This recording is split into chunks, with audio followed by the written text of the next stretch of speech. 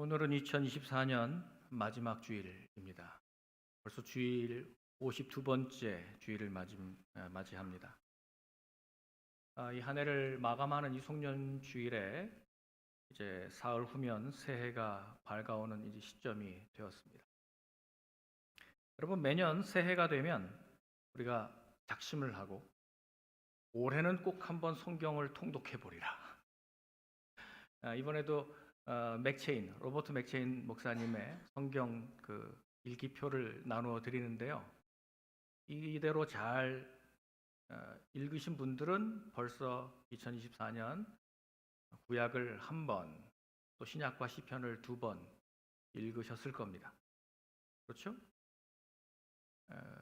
아니면 여러분들이 매삼주오, 매일 주중에는 3장, 주일에는 5장, 그렇게 매삼주오 방식으로 읽어도 벌써 지금쯤 되면 요한계시록에 다다라야 정상입니다.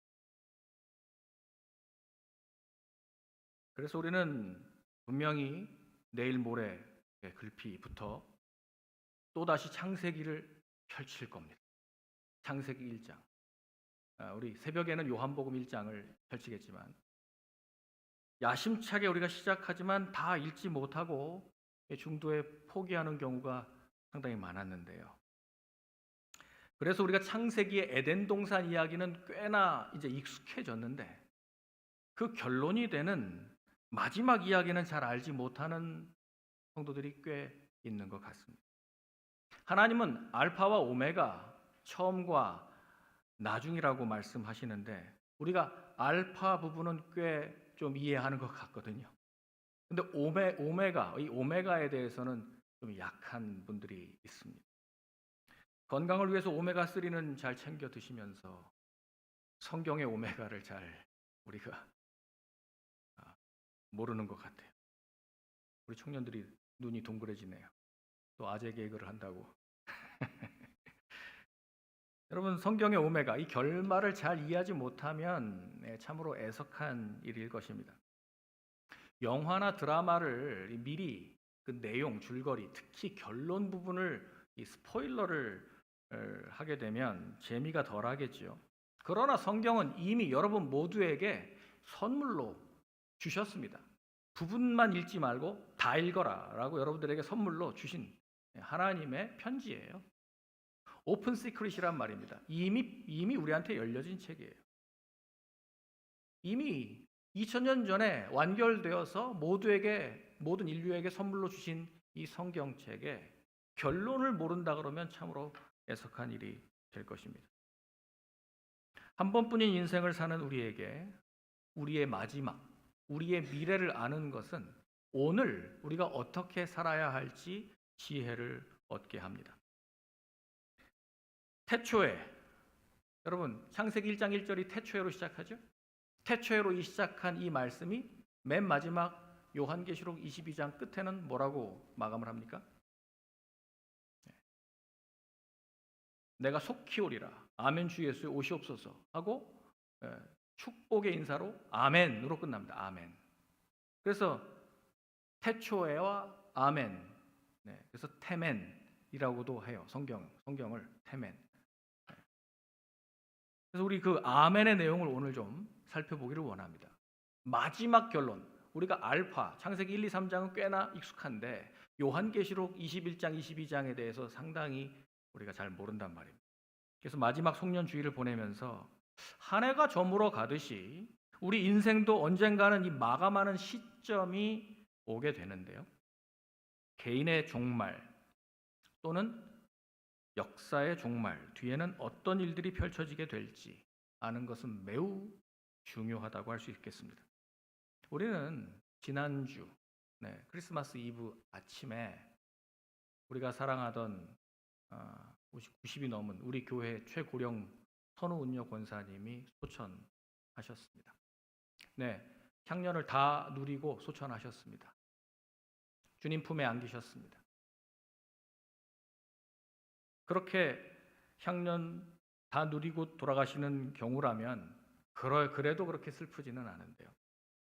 지난밤 한국에서 들려온 소식은 이 진안공항에 그 항공기 사고로 인해서 179명, 179명의 아까운 목숨이 한순간에 틀어져 갔습니다. 참으로 슬프고 비통한 소식입니다. 주님께서 이 슬픔을 당한 유가족들과 또 사고 수습을 위해서 수고하는 분들에게 은혜를 주시기를 기도할 뿐입니다. 우리는 그래서 오는 것은 순서가 있어요. 젊은이들은 뭐 한 20년 뭐 이렇게 전에 온 거예요. 우리 어린이들은 뭐 10년, 어르신들은 80년, 90년. 근데 여러분, 가는 건 순서가 없어요. 정말로 가는 건. 언제 우리의 종말이, 인생의 종말이 올지 모릅니다. 우리는 알 수 없어요. 이미 3년 전에 팬데믹을 우리는 거치면서 그 안타까운 그런 종말들을 많이 보게 됐었습니다. 그래서 우리 끝을 미리 알고 준비하는 것은 참으로 인생의 지혜입니다. 영화의 엔딩을 미리 본 사람은 주인공이 뭐 중간에 갖은 고생을 하고 뭐 두드려 맞고 뭐 엄청나게 지금 속고 고생을 하고 어려움을 겪어도 그걸 우리가 그렇게 크게 걱정하지 않고 즐기면서 볼 수 있습니다. 왜냐하면 이미 그 결론을 보았기 때문에. 그 영화의 그 끝이 해피엔딩이라고 하는 것을 본 사람은 그 주인공의 그 모든 고난의 과정을 이해하고 잘 될 거야 라고 생각하고 우리는 즐기면서 볼 수 있습니다. 요한계시록은 이와 같이 성도들에게 그 마지막, 그 종말에 대한 이야기를 보여주심으로써 오늘 우리가 어떻게 살아야 할지를 깨닫게 해 주십니다. 여러분, 종말이라고 하는 말을 세상에서는 그 마지막, 어떤 것이 끝나는 것, 특별히 세상이 끝나는 것, 이것을 종말이라고 우리는 사용합니다마는 성경에서 말하는 종말, 특별히 신학적인 용어인데요. 이 말은 에스카토스, 헬라어로 이 에스카토스라고 하는 이 말, 종말이라고 하는 말은 분명한 정의가 있습니다. 예수 그리스도께서 2000년 전에 이 땅에 오셨습니다. 성탄 사건이죠. 그리고 예수님께서 당신의 몸을 입고 오신 목적대로 십자가에서 돌아가시고 부활하심으로써 이제 종말이 시작된 것입니다. 하나님 나라의 문이 열려버렸거든요. 그래서 종말입니다. 그리고 예수님이 다시 오시는 그 재림의 날에 그 종말은 마감됩니다. 그래서 에스카토스, 종말이란 예수 그리스도의 초림부터 재림까지 이 시기를 가리키는 말입니다. 특정한 기간을 가리키는 말이에요. 그래서 요한계시록은 종말에 관한 이야기, 특별히 그 가운데 살고 있는 교회, 성도들이 어떻게 살아야 하는가에 대해서 알려주는 이야기입니다. 우리가 일찍 죽임을 당한 어린 양을 따르는 이 거룩한 신부로서 참된 성도와 교회로 끝까지 인내하고 이긴다면 우리의 종말은 그렇게 두렵기만 한 것은 아니라고 이 요한계시록은 우리에게 소망을 주고 있습니다. 요한계시록은 두려움을 주는 책이 아니라 거꾸로 성도들에게 격려하고 힘을 주고 지금 이 핍박과 어려운 이 세상에서 견딜 수 있는 소망을 주는 책인 줄 믿습니다. 사실 구원의 궁극적인 목적은 이 종말론적인 완성에 있습니다. 하나님의 종들은 이마에 인치심을 받아서 하나님이 그 종들은 보호하십니다. 그런데 이 세상 권력, 큰 음녀, 바벨론의 그 경제 체제를 따라야 살 수 있겠다라고 생각해서 교회에 속했었더라도 세상으로 빠져나간 사람들, 그렇게 무너진 사람들, 그 사람들은 결국에 이 세상에 인간의 표, 짐승의 숫자인 666을 또 새기게 됩니다. 여러분, 결국 그 사람들은 마귀와 또 이 세상 권력, 용과 또 큰 짐승들이 올라오는데 그들을 따랐기 때문에 그들이 본래의 자리로 돌아가는 그 무저갱으로 돌아갈 때 함께 따라 들어가는 운명이 되고요. 우리가 끝까지 견디고 예수 그리스도를 붙들고 이기는 자는 영원한 천국이 우리에게 허락된다라고 하는 것입니다. 그래서 소망입니다. 예수 그리스도를 따르는 구원받은 하나님의 백성, 그러니까 교회는 이 어린 양의 혼인 잔치에 초대를 받은 사람들입니다. 그래서 순결하고 깨끗한 세마포 옷을 입고 또 각종 보석으로 신부로 단장을 하는데요. 어린 양의 신부이기 때문에 교회는 이렇게 아름다운 모습, 순결한 모습으로 하나님 앞에 서게 됩니다. 그래서 영원한 생명으로 들어가는 것이죠. 이것을 새 하늘과 새 땅, 한자로 말하면 신천지. 신천지. 이 신천지라고 하는 이단 때문에 이 좋은 아름다운 말을 우리가 잘 못하게 만들어 버렸어요. 구원파 때문에 구원의 얘기를 잘 못하고요. 장막 성전, 여기 있는 말인데 이걸 우리가 못하게 만들고, 하여간 이 이단들의 폐해는 이렇습니다. 가장 귀하고 아름다운 진리들을 이렇게 오염시킨단 말입니다. 새 하늘과 새 땅이 바로 우리가 들어갈 곳이고 바로 우리의 미래의 운명이 되는 것입니다. 여러분, 새 하늘과 새 땅이 여러분의 것이 되기를 주의 이름으로 축원합니다. 그 신천지가 말하는 14만 4천, 그렇게 물리적인 숫자로 14만 4천 계수하는 게 아니고요. 그래서 사람 공포심 조장하는 게 아니고 14만 4천은 완전한 구원받은 하나님의 백성들의 총수입니다. 꼭 요한계시록 지금 우리 생명의 삶으로 쭉 하고 있는데요. 좀 헷갈리신다, 잘 모르겠다 하시는 분들은 새벽 예배 영상을 참조해 주시기 바랍니다. 네, 이제 이틀 남았습니다. 오늘 21장을 자세히 보고 내일과 모레 22장 마지막, 성경의 마지막 장에 대해서 우리가 말씀을 묵상하게 될 텐데, 요한계시록의 끝은 내가 반드시 봐야 되겠다 하시는 분들은 새벽 예배에 초청합니다. 특세도 아닌데 내일부터 특세로 하시죠. 오셔서 같이 기도해 주시면 좋겠습니다. 거룩한 성 새 예루살렘이 하나님께로부터 하늘에서 내려옵니다. 이것이 성도들의 미래예요. 이게 성도의 미래예요. 우리 성도들의 미래는 어떻게 될까? 그것이 바로 요한계시록 마지막에서 우리에게 보여주는 말씀이죠. 모든 스토리에는 결말이 있지 않습니까? 이 교회의 이야기의 그 끝도 성경의 마지막 책인 요한계시록에 자세히 이렇게 묘사되어 있습니다. 그러니까 중간 과정을 우리가 다 모른다고 하더라도 이 마지막 부분을 보고서 읽으면 그 중간에 그 많은 고난과 어려움들을 우리가 읽을 때에도 크게 우리가 흔들리지 않아요.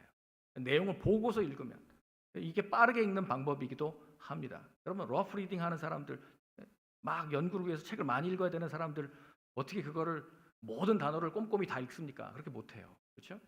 목차 보고 서론 읽고 결론 읽고 중간중간에 스킵하면서 막 읽는 거예요. 그러고 나면 거의 이게 윤곽이 들어오는 것처럼 성경도 그렇게 빠르게 통독하는 목적은 우리가 성경 전체를 파악하기 위함이니까 결론을 아는 것이 굉장히 중요합니다.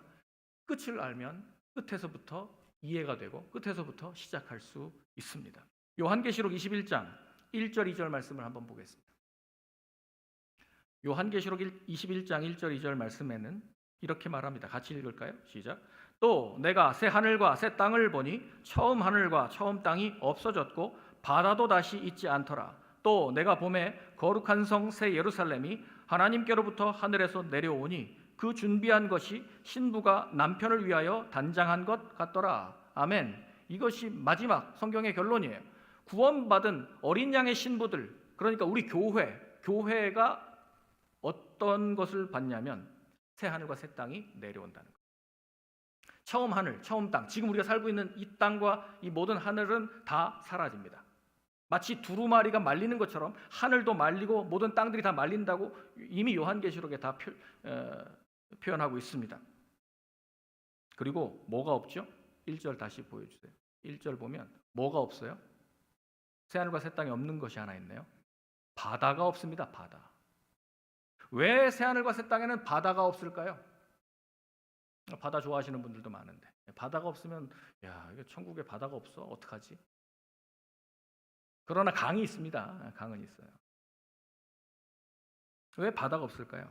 바다는 성경 전체에서 어떤 이미지로 보여지냐면 특별히 요한계시록에서는요, 우주적인 악의 근원이고 하나님의 백성에게 환란을 일으키면서 또 거역하는 민족들, 그들을 상징하고 또 죽은 자들을 가두는 그런 처소로 바다를 쓰고 있습니다. 바다는 그래서 악한 원수 마귀가 힘을 가지고 또 권세를 부리는 곳으로 이 바다의 이미지가 그렇게 되어 있습니다. 창세기 1장 2절 말씀을 한번 보시면요. 그 창조 이전에 하나가 있어요. 아무것도 없는 것 같지만 땅이 혼돈하고 공허하며 흑암이 깊음 위에 있는데 하나님의 영이 어디 위에 운행하십니까? 수면. 네, 저 물이에요. 물, 저 바다. 저 물 위를 하나님께서 운행하십니다. 저 태초의 바다부터 시작해서 창조 이전에 케이아스, 이 혼돈을 의미하는 것이 바다입니다. 그래서 히브리의 세계관에서는 이 얌이라고 하는 이 바다는 혼돈과 공허와 죽음과 마귀, 악을 상징하는 것이 바다입니다.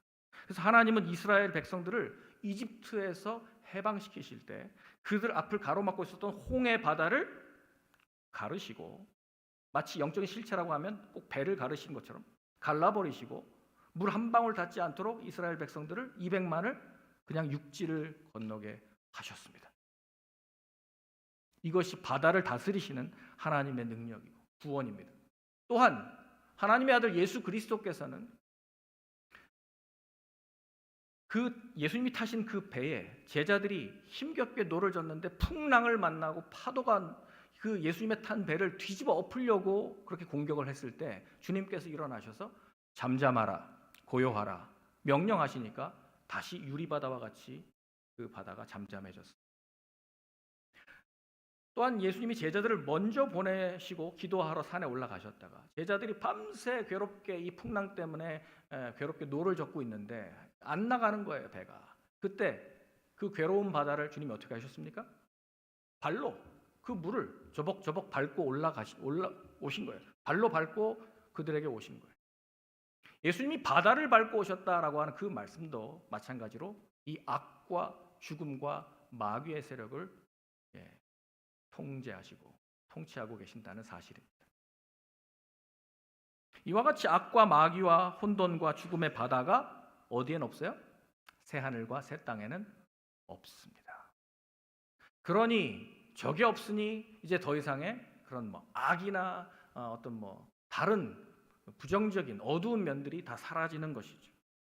그래서 제가 여러분들에게 보여주고 싶은 것은 바로 이겁니다. 21장을 빠르게 살펴보려면 이 방법밖에 없는 것 같아서요. 우리 성도들의 미래인 이 거룩한 성 새 예루살렘에 없는 것과 있는 것이 있는데, 먼저 새 예루살렘에 없는 것이 뭔가 한번 찾아보겠습니다. 먼저 우리 21장 1절 본 것처럼 바다가 없어요. 바다가 없어요. 악의 근원이 제거되니까 평화가 온 거죠. 이거 제거돼야 돼요. 그래야 평화가 임해요. 두 번째 4절 말씀 한번 보시면요. 모든 눈물을 그 눈에서 닦아주시니 다시는 사망이 없고 애통하는 것이나 곡하는 것이나 아픈 것이 다시 있지 아니하리니 처음 것들이 다 지나갔음이로라. 아멘. 여러분, 새하늘과 새 땅, 저 거룩한 성에 뭐가 없어요? 눈물이 없어요. 사망이 없어요. 애통이 없어요. 곡하는 게 없어요. 아픈 게 없어요. 전원효 권사님 돌아가신 그 모습을 제가 봤어요. 5분, 이미 제가 당도했을 때는 5분 전에 소천하셨어요. 여전히 온기가 남아있었어요. 이마에 제가 손을 얹고 임종기도를 해드리는데 오른쪽에 눈물이 이렇게 고여있어요. 그때 든 생각이 바로 이 말씀이에요. 하나님 감사합니다. 우리 권사님 이제 다시는 눈물을 흘릴 필요가 없는 그 새하늘과 새 땅에 가셨어요. 얼마나 감사한지요, 여러분. 이 땅에서는 눈물이 있고 애곡이 있고 매번 아프고 질병이 있고 그런 것들이 있어요. 그러나 거기에는 그게 없습니다. 23절 말씀을 한번 보십시다. 23절 말씀에 보면 저 거룩한 성에 뭐가 없습니까? 같이 읽을까요? 시작. 그 성은 해나 달에 비침이 쓸데없으니 이는 하나님의 영광이 비치고 어린 양이 그 등불이 되심이라. 뭐가 없어요? 해와 달이 없어요. 해와 달에 비침이 없어요.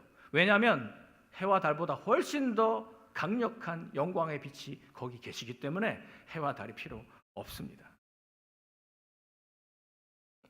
25절 말씀, 또 뭐가 없습니까? 밤이 없습니다. 네, 밤이 없어요. 그럼 백야란 말입니까? 그건 아니고요. 백야도 괴로워요. 잠을 못 자니까. 그러나 여러분, 저 말은 밤이 없다는 것은 바다가 없다는 얘기와 똑같은 상징입니다. 어둠이 없다, 죽음이 없다, 눈물이 없다, 아픔이 없다. 그러니까 밤이 없다. 악한 것들이 침투하지 못한다. 그러니 낮에 성문들을 닫지 않죠. 여러분, 정말 평화로운 마을들은 자기 집 문을 닫지 않아요. 걸어두지 않아요. 다 그냥 열고, 평화로운 마을들은 그냥 들락날락합니다. 그냥 이웃들과 그냥 다 가족이죠. 이게 얼마나 좋은 모습입니까? 27절 말씀에 보시면 뭐가 없습니까? 무엇이든지 속된 것이나 가증한 일이나 또는 거짓말하는 자는 그리로 들어가지 못합니다. 그러니까 저런 것들이 하늘나라에 없습니다. 없어요. 이미 다 걸러진 거예요. 지금 이 거룩한 성 예루살렘 바깥에 있는 사람들이에요. 없습니다. 21장 8절에도요. 두려워하는 자들, 믿지 않는 자들, 흉악한 자들, 살인자들, 음행하는 자들, 점술가들, 우상 숭배하는 자들, 거짓말하는 모든 자들은 불과 유황으로 타는 못에 던져지리니 이는 둘째 사망이라 그랬어요. 둘째 사망에 떨어질 사람들이에요. 근데 이 말씀은 이미 믿고 있는 교회에 주신 편지라는 사실을 기억하셔야 됩니다. 이것은 믿지 않는 사람들이 떨어질 둘째 사망을 얘기하는 게 아니에요. 교회 안에서 어쩔 수 없이 세상 권력의 유혹에 넘어져서 짐승의 표를 받고 그 큰 음녀 바벨론을 숭배하고 따르다가 떨어진 경우, 새하늘과 새 땅에 거짓말쟁이가 없다는 것은 거짓의 아비인 사탄이 더 이상 활개를 치지 못한다. 바다가 없으니까요.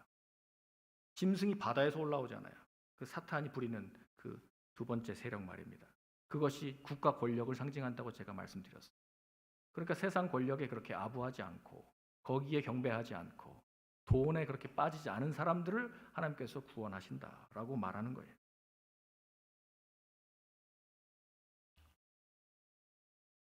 (22장 3절) 말씀을 한번 보시면, 이거는 이제 우리가 내일 볼 말씀이긴 하지만 22장 3절 말씀에는 거기에는 저주가 없습니다. 에덴 동산과 같아서 거긴 저주가 없어요. 생명수의 강이 흐르고 생명나무가 12가지 열매를 다달이 새로운 열매를 맺습니다. 그리고 그 생명나무의 가지는, 또 거기에 나오는 잎사귀는 만국을 치료하고 소성케 합니다. 참으로 아름다운 에덴 동산의 그림이 회복됩니다. 저주가 없어요. 또 5절, 22장 5절 말씀에는 뭐가 없어요? 같이 읽겠습니다. 다시 밤이 없겠고 등불과 햇빛이 쓸데없으니 이는 주 하나님이 그들에게 빛이심이라. 그들이 세세토록 왕 노릇 하리로다. 네, 아까 우리 21장 23절의 말씀과 같아요. 밤이 없어요. 왜요? 등불과 햇빛도 필요 없어요. 네, 그냥 하나님의 영광이 가득하기 때문에 거기는 어두움이라고는 조금도 그런 그늘진 곳이 없다라고 하는 것입니다. 그것이 우리가 구원받아서 이제 영광스러운 이 거룩한 성 새 예루살렘을 누리게 될 때 받게 될 이미지들입니다. 요한계시록은 상징으로 표현하고 있어요. 이미지로. 여러분들이 이 말씀들을 읽을 때 그렇게 상상해 보세요. 요한도 지금 자기가 본 그 환상을 최대한 자기가 표현하고 있지만 이것이 지금 전달이 최대한 지금 되고 있는지 모르겠어요. 여러분들이 이것이 우리가 앞으로 보게 될 결말입니다. 그러면 거룩한 성 새 예루살렘과 이 새 에덴에 있는 것들은 뭘까요? 거기 가득한 것들은 뭘까요? 22장 1절 아까 읽었는데요. 새하늘과 새 땅, 거룩한 성 새 예루살렘이 하늘에서 내려오죠. 하나님께로부터 내려옵니다. 이것은 모든 종교는 하나님께 가려고 노력하는 것들인데요. 새 예루살렘은 위로부터 하나님께로부터 내려옵니다. 예수님이 그렇게 내려오셨죠. 그래서 우리를 구원하시는 거예요. 보좌에 앉으신 하나님과 어린 양 예수 그리스도가 거기 계십니다. 그리고 그의 신부인 교회가 어린 양의 신부가 거기 함께 있습니다. 3절 말씀 보겠습니다. 21장 3절. 거기는 하나님의 장막이 사람들과 함께 있습니다. 하나님의 장막이란 하나님의 임재를 말하는 거예요. 그래서 성막, 성전, 그리고 예수 그리스도, 이제는 하나님의 장막이 거기에 함께 있습니다. 저 스케네, 하나님의 장막 스케네라고 하는 저 말은요, 스케노라고 하나님이 우리와 장막을 치셨다. 제가 성탄절에 말씀드렸죠. 바로 예수 그리스도께서 말씀이 육신을 입고 우리 가운데 거하심에라고 하는 게 저 장막 같은 말이에요. 예수님이 우리 가운데 거하심에, 예수님을 마음에 품고 계시는 분들은 하나님의 장막을 가지고 있는 것입니다. 그래서 하나님의 장막이 있는 분, 하나님의 임재를 경험하시는 하나님의 백성들은 저 새 하늘과 새 땅이 여러분의 것이 되는 것입니다. 21장 6절에 보면 거기 뭐가 있습니까? 생명수 샘물이 흘러갑니다. 우리에게 생명이 주어집니다. 또 거기에는 생명나무가 있습니다. 더 이상 옛 에덴에서는 선악과가 있었지만 선악을 알게 하는 나무는 없어요. 이제 새 하늘과 새 땅, 새 에덴에서는 생명나무만 있습니다. 그 12개의 과일이 다달이 계속 맺히는 우리는 그 과일을 먹게 됩니다. 혹시 과일 안 좋아하시는 분들은 괴로울까요? 에덴에 하나님께서 주셨던 첫 번째 태초의 음식입니다. 과일. 저는 과일을 너무 좋아하는데 그것도 12종류로 다달이 바뀐다니 기대가 충만합니다. 또 그 거룩한 성 새 에덴에 뭐가 있습니까? 11절 말씀. 그 성에 하나님의 영광이 가득합니다. 하나님의 영광이 가득하고 저 벽옥과 수정같이 맑은 저런 보석들 때문에 그 하나님의 영광의 빛이 저 번쩍번쩍하는 보석에 비추니까 황홀한 그 빛들로 인해서 정신을 못 차릴 정도죠. 12절 말씀에는 크고 높은 성곽이 있습니다. 그리고 12문이 있습니다. 그 12문은 12천사가 지키고 있고요. 그 문들 위에 무슨 이름이, 누구의 이름이 쓰여 있습니까? 이스라엘의 12지파의 이름이 쓰여 있습니다. 그것이 그 12개의 문에 쓰여 있습니다. 근데 그 문을 담고 있는 12기초석이 있습니다. 14절 말씀해 보시면 성곽에 12기초석이 있는데 그냥 기초석이 하나씩 다 통으로 되어 있어요. 통으로 되어 있는데 거기에 이름이 쓰여 있어요. 여기는 누구의 이름입니까? 어린 양의 12사도의 12이름이 있습니다. 그래서 구약 시대에 이스라엘의 전체 총수, 그래서 12지파, 또 신약에 예수 그리스도의 제자 12사도의 이름, 그래서 12지파와 12사도를 합쳐서 24장로가 하나님 보좌 주변에서 그렇게 수행하고 하나님께 영광과 경배를 드렸던 거예요. 그게 5장과 7장에 나와요. 여러분 이런 것들이 모두가 구약과 신약, 하나님이 선택하신 이스라엘과 하나님의 새롭게 이스라엘로 대치한 예수 그리스도의 교회, 그래서 이스라엘과 교회를 통해서 구원받은 모든 믿는 자들의 구원받은 총수, 저것이 바로 열둘로 보여지는 것입니다. 에베소서 2장 20절 말씀 우리 함께 읽겠습니다. 에베소서 2장 20절에서 22절까지 우리 같이 한 목소리로 읽겠습니다. 시작. 너희는 사도들과 선지자들의 터 위에 세우심을 입은 자라. 그리스도 예수께서 친히 모퉁이 돌이 되셨느니라. 그의 안에서 건물마다 서로 연결하여 주 안에서 성전이 되어가고 너희도 성령 안에서 하나님이 거하실 처소가 되기 위하여 그리스도 예수 안에서 함께 지어져 가느니라. 아멘. 우리 에베소서를 쭉 지금까지 설교를 들었는데요. 에베소서에서 이미 나왔잖아요. 성도들을 성령께서 인쳐주신다고. 그리고 예수 그리스도와 함께 일으키셔서 하늘에 앉혀주신다고. 지금 우리의 영적인 위치가 하늘에 있다고요. 이 결말을 아는 것이 굉장히 중요합니다. 그러니까 내가 오늘 어떻게 살아야 될지가 거기서 결정나는 거예요. 사도들과 선지자들의 터, 그러니까 12사도와 또 12지파, 우리에게 지금 진리를 전해준 이 모든 성경, 구약과 신약의 성경이 우리의 터입니다. 그래서 교회의 터가 되는 것이고 그리스도 예수께서 친히 모퉁이 돌이 되셔서 우리 교회의 기준 삼아 주시니까 우리는 거기서부터 함께 지어져 가는 거룩한 성전이 되었다라는 것입니다. 또 거룩한 성새 예루살렘은 뭐가 있을까요? 네, 거기 측량을 하는데요. 금 갈대자로 측량을 하는데 16절에 보시면 요한계시록 21장 16절에 보시면 네모 반듯해요. 이건 그 정육면체의 저 모습은 지성소를 말하는 거예요. 지성소. 성막의 지성소 모양이 저랬거든요.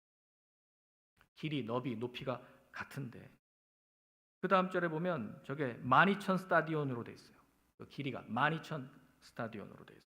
여러분 12,000이라는 것도 굳이 물리적으로 계산하면 안 됩니다. 왜냐하면 요한계시록은 장르가 묵시문학이라 이건 상징으로 가득 찬 책이에요.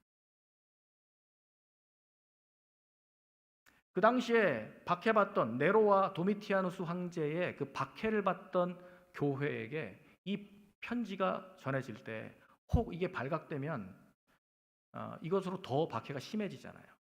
그러니까 이걸 상징으로 온갖 상징으로 가득 차게. 그래서 외부인들은 봐도 무슨 말인지 잘 이해하지 못하게 만든 것이 바로 요한계시록. 그러니까 12,000 스타디온이라고 하는 말도 12지파 12사도 그 충만함과 완전함을 가리키는 그 상징수에다가 천이 뭐예요? 10이라고 하는 완전수의 세제곱이에요. 그러니까 완전과 충만, 그러니까 모든 구원받은 사람들이 다 들어오는 총수를 가리키는 거예요. 그러니까 14만 4천과 같아요. 그 폭이 144 규빗인데 다 144, 14만 4천, 12 곱하기 10이잖아요. 그러니까 이 완전수 이렇게 얘기하는 거예요. 여러분 이것이 상징입니다. 자꾸 어디 장막 성전 얘기하고 신천지에서 얘기하는 것처럼 다미선교회가 얘기한 것처럼 14만 4천에 들었니 안 들었니 뭐 다 재산을 가지고 뭐 와야 되느니 이런 그 모든 이단 사설에 속을 필요가 없습니다. 역사적으로 2000년 내내 우리는 이 14만 4천에 너무 많이 속아왔어요. 성경을 제대로 이해하셔야 됩니다. 요한계시록 우리에게 두려움을 주려고 했던 책이 아니에요. 지금 믿고 있는 성도들에게 소망을 주려고 하는 책입니다. 성곽의 재료는 어떻게 되어 있습니까? 벽옥으로 쌓였다 그랬어요. 18절에 보면 그 성곽이 벽옥으로, 사파이어, 파란 그 벽옥으로 되어 있다 그랬어요. 그리고 그 성은 정금인데 맑은 유리 같더라 그랬잖아요. 맑은 유리같이 그 아주 순금, 정금. 여러분 정금 좋아하시죠? 저도 좋아합니다. 없는데요. 뭐 하여간 좋아합니다.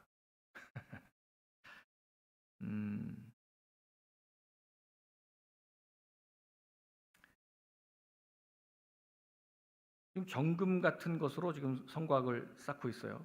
이제 더 보시죠. 성곽의 기초석이 12가지의 보석으로 되어 있는데 19절, 20절을 함께 읽겠습니다. 시작. 그 성의 성곽의 기초석은 각색 보석으로 꾸몄는데 첫째 기초석은 벽옥이요, 둘째는 남보석, 셋째는 옥수요, 넷째는 녹보석이요, 20절에 다섯째는 홍만호요, 여섯째는 홍보석이요, 일곱째는 황옥이요, 여덟째는 녹옥이요, 아홉째는 담황옥이요, 열째는 비취옥이요, 열한째는 청옥이요, 열두째는 자수정이라. 아멘.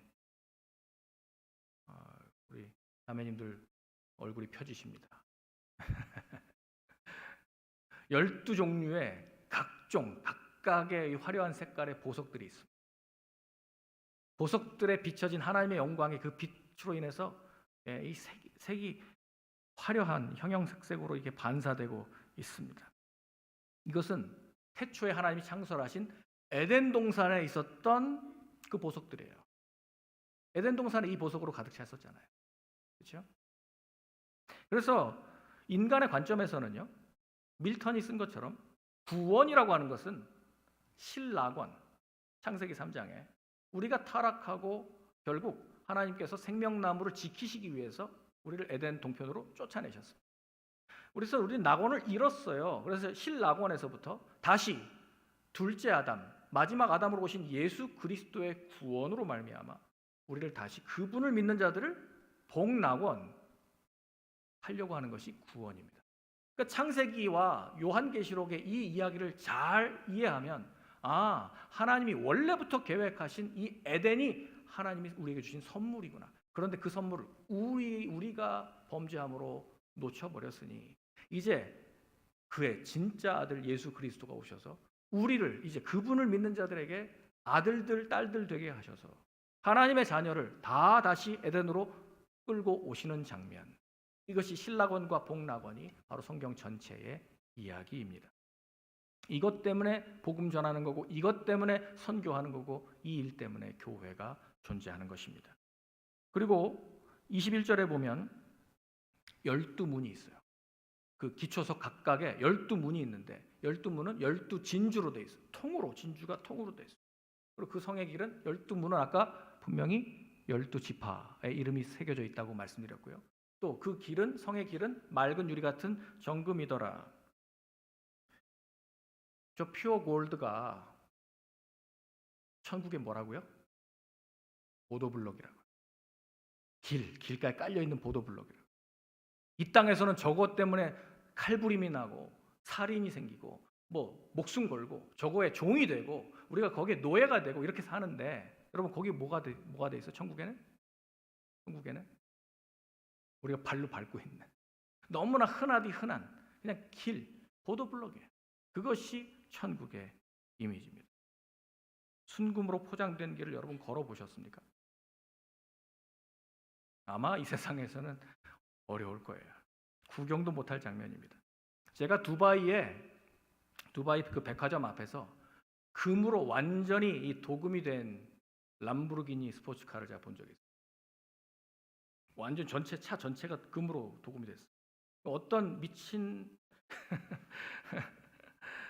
석유 부자 하나가 자기의 부를 주체를 하지 못해서 한번 이렇게 사치의 끝판왕을 보여준 것 같은데, 제가 그거 보고 사진을 찍어놨습니다만은 제가 그걸 탈 수가 있나요? 뭐 구경한 게 전부죠. 천국은 그런 데가 아니에요. 모든 금을 그냥 다 밟고 다니는 거예요. 다 밟고 다니는 것이 천국이에요. 새 예루살렘 성에는 이 도로가 정금이라고 하는 이 사실에서 우리는 배워야 될 게 있습니다. 이 땅에서는 가장 고귀하고 가치가 있다라고 생각하는 이 금이 천국에서는 그냥 밟고 다닐 만큼 흔하디 흔한 재료다라고 하는 말은 우리에게 이 황금을 숭배할 것이 아니라 황금을 밟아야 된다라고 하는 것을 보여주는 그 끝의 비전입니다.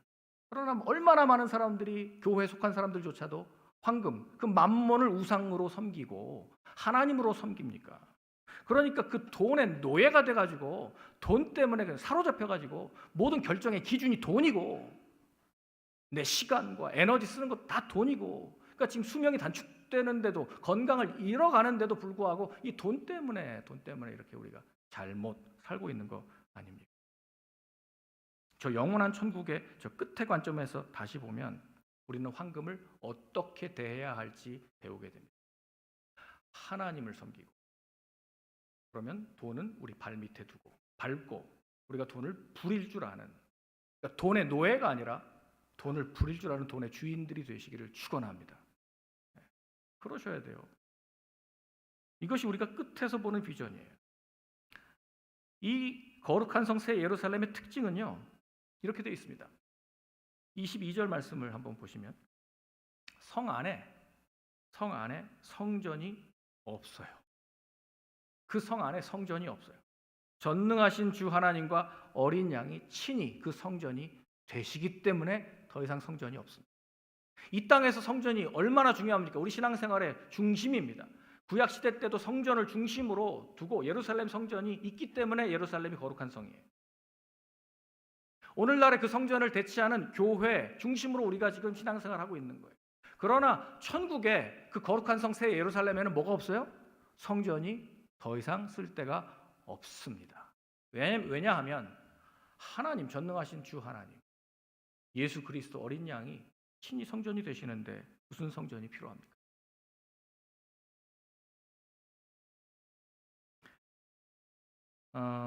성전이 없어지면 또 뭐가 없어질까요? 우리의 사역 중에 상당수의 사역이 사라집니다. 더 이상 선교도 없어요. 이미 완성됐기 때문에, 여기에는 이미 다 구원받을 사람들이 다 총수가 들어왔기 때문에 더 이상 선교도 없어요. 그럼 목사가 저기서 설교할까요? 설교도 없습니다. 저는 이게 제 비전입니다. 설교가 없단다. 그게 저한테는 천국이에요. 얼마나 좋을까. 하나님, 삼위일체 하나님으로부터 직접 말씀을 배웠고 직접 말씀을 들을 수 있는데 무슨 어떤 목회자가 설교를 거기서 그 앞에서 하겠어요? 필요 없어요. 이사야 선지자가 하나님의 영광의 빛이 이르면 어둠이 물러가고 열방이 내 빛으로 나아올 것이라고 예언했지 않습니까? 그건 1차적으로 예수 그리스도의 빛을 말하는 거예요. 예수 그리스도의 빛이 이제 교회로 비추어졌고 교회가 바로 이 빛의 사명을 증거하고 있는데 그 모든 사람이 다 구원받은 저 마지막 거룩한 성 새 예루살렘이 오면 이제 우리의 교회의 사명은 완성되는 것이죠. 성전은 하나님을 만나는 곳입니다. 구약시대 각종 제사법 또 제물을 가지고 예배했던 이유는 바로 하나님 만나기 위해서 성막, 성전이 필요했던 것이죠. 그런데 요한계시록에 보여주는 저 마지막 장면은 7인 재앙, 7 나팔 재앙, 7 대접 재앙으로 처음 하늘과 처음 땅을 완전히 다 없애버리시고 옛 우주의 질서를 다 해체하시고 이제 새 하늘과 새 땅을 우리에게 주시는데, 그러니 거기에는 이제 새로운 질서, 이사야 65장 17절 말씀에 있는 것처럼 보라 내가 새 하늘과 새 땅을 창조하나니 이전 것은 기억되거나 마음에 생각나지 아니할 것이라. 너희는 내가 창조하는 것으로 말미암아 영원히 기뻐하며 즐거워할지니라.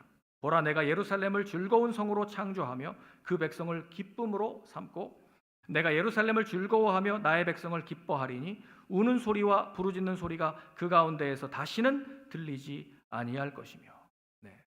이 새 하늘과 새 땅은 이미 구약에서 이사야나 에스겔 선지자들을 통해서 이미 예언되어 있었습니다. 학개 2장 9절엔 이렇게 말합니다. 수룹바벨이 지은 2차 성전, 이 성전의 나중 영광이 이전 영광보다 크리라. 그러니까 지금 이전보다 더 클 성전은 그 수룹바벨 성전을 가리키는 게 아니에요. 사실은 마지막에 우리가 볼 거룩한 성, 새 예루살렘을 가리키는 것이죠. 예수님은 이 성전을 헐라, 예루살렘에 그 46년 동안 지었던 헤롯 성전을 보시면서 이 성전을 헐어라, 내가 3일 만에 일으키리라 당신의 육체를 말씀하셨어요. 자신의 부활로 성전을 다시 세우시기 시작하시고 그렇게 성전의 머릿돌이 되셔서 모든 믿는 그리스도인들로 말미암아 성전을 완성하셨습니다. 그러니 예수님이 성전 되시는데 거기에 무슨 성전이 더 필요하겠습니까? 이 거룩한 성은 해나 달의 비침이 쓸데없습니다. 그래서 23절 말씀해 보시면 그 성은 해나 달의 비침이 쓸데없어요. 이는 하나님의 영광이 비치고 어린 양이 그 등불이 되시기 때문입니다. 거기에는 하나님의 영광이 가장 밝게 빛나고 있기 때문에 다른 어떤 광명체가 필요 없습니다. 다메섹 도상에서 사울이 예수 그리스도의 그 강렬한 영광의 빛을 만나고 그가 육안이 멀어버렸습니다. 눈을 실명합니다. 그래서 그는 옛사람, 그 옛 자신의 육체의 눈을 실명하고 영안이 열렸습니다. 하나님을 보게 된 것이죠. 그렇게 부활하신 예수님을 만난 이후에 사도 바울은 이방인의 사도가 되었습니다. 시내산에 올라갔던 모세도 하나님의 영광을 간절히 바라고 보기를 원했는데 하나님의 영광을 보면 즉사하니까 하나님께서 모세를 이렇게 가려주시면서 등만 보여주셨어요. 잠깐 뒷모습만 보여주셨어요. 근데 그 모습만 가지고 모세가 어떻게 됐습니까? 모세가 시내산에서 내려오는데 사람들이 모세를 똑바로 쳐다볼 수가 없어요. 그 영광의 광채 때문에. 그래서 모세가 할 수 없이 수건을 얼굴에 써야만 했던 것을 우리는 봅니다. 그것이 영광이에요. 하나님의 영광이에요. 21장 24절을 보시면 만국이 그 빛 가운데로 다니고 땅의 왕들이 자기 영광을 가지고 그리로 들어가리라. 전에 거룩한 성에 들어온 이 땅의 왕들은 전에는 적대적이었던 세력들이었는데 이방의 저 왕들이 이제는 예수 그리스도를 왕으로 섬기면서 자기가 가지고 있던 모든 부와 영광을 가지고 주님을 찬양합니다. 영광과 또 그 권능을 가지고 찬양합니다. 이것이 마지막에 있을 천국의 예배의 모습이에요. 우리 모두는 각자의 영광과 내가 얻은 면류관을 하나님께 던져드리면서 그렇게 예배하는 것입니다. 요한계시록 21장 27절 말씀을 마지막으로 보겠습니다. 거기에는 누가 들어갈 수 있고 누가 들어가지 못합니까? 요한계시록 21장 27절 같이 읽겠습니다. 시작. 무엇이든지 속된 것이나 가증한 일 또는 거짓말하는 자는 결코 그리로 들어가지 못하되 오직 여린 양의 생명책에 기록된 자들만 들어가리라. 아멘. 누가 들어갈 수 있습니까? 어린 양의 생명책에 그 이름이 기록된 자들만. 요한계시록 20장 12절 보면 마지막 최후의 심판이 크고 흰 보좌에 앉으신 하나님께서 그 어린 양과 더불어 마지막 심판을 하시는데 바다가 죽은 자들을 다 부활시킵니다. 다 살려냅니다. 땅도 다 토해냅니다. 그래서 모든 죽은 자들이 다 올라옵니다. 창세 이후에 살았던 모든 영혼들은 다 큰 보좌 앞으로 다 불려 나옵니다. 소환되는 거예요. 이 심판에 피할 자가 없어요. 근데 그 심판의 근거가 뭡니까? 책입니다. 두 종류의 책이 펼쳐집니다. 그 마지막 심판에. 하나는 책들입니다. 복수로 되어 있죠. 그 책들은 자기 행위를 따라 책들에 기록된 대로 우리의 모든 행동들, 언어들 다 낱낱이 기록한 그 책들이 펼쳐져 있어요. 그것 가지고, 그 근거를 가지고 하나님은 공의롭게 심판하십니다.